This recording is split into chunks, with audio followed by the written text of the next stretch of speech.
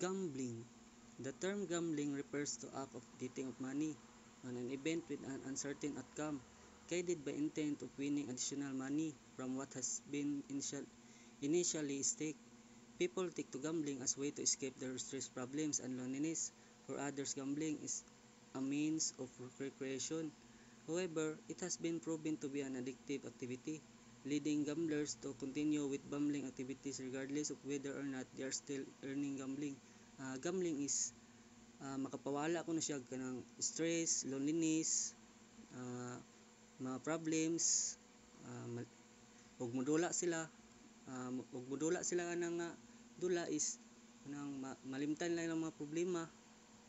Dayon ang kanang kuan kung masobraan kung masobraan ka na nga dula mo na gitawag nga na-addict ka.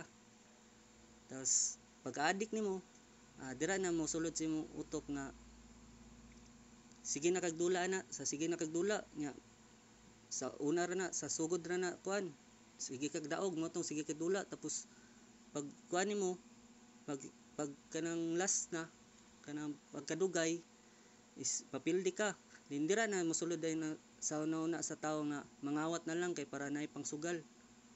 Dayon mao na manghold up na kay na-addict naman siya sa dula. Forms of gambling. Number 1, casino games.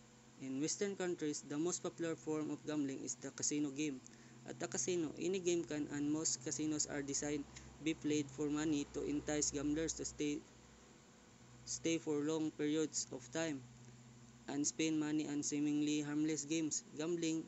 The three types of game found in casino include table games, mahjong, card games, electronic gaming, pachinko, video poker, slot machine, and other games, bingo, lottery.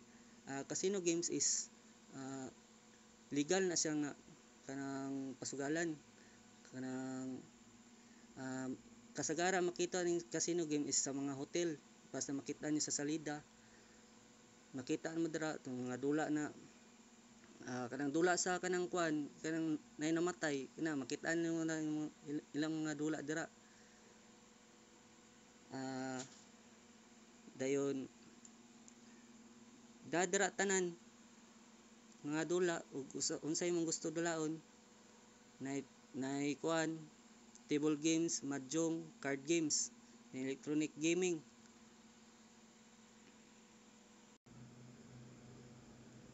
Sports betting. Another popular form of betting is sports betting, or the act of betting on team and even individual sports. In fact, it has become an important service industry in most countries. There are millions of people who play the football pools weekly in the UK. Aside from organized sports betting, legal and illegal, many side betting games such as Super Bowl Square, the fantasy sports leagues with monetary entry fees and winnings, the NCAA basketball tournament, bracket pools, and other in-person spectator games such as manball are also played by casual spectators. Gambling. Sports betting is ang example na is kanang apps. Ang apps na is kana bitong 1xBet. Mosulod ka ng 1xBet, dagan kay klase nga dula dito. Pwede ka mamilig basketball, volleyball, soccer. Mo na sa mga legal nga dula sa mga sports. Pwede ka mosugal ana. Tapos ang illegal is kana bitong manok. Kana mga manok nga kuan kanang gipang bugno dra nya wala sila mga permit. Mo na sa mga illegal.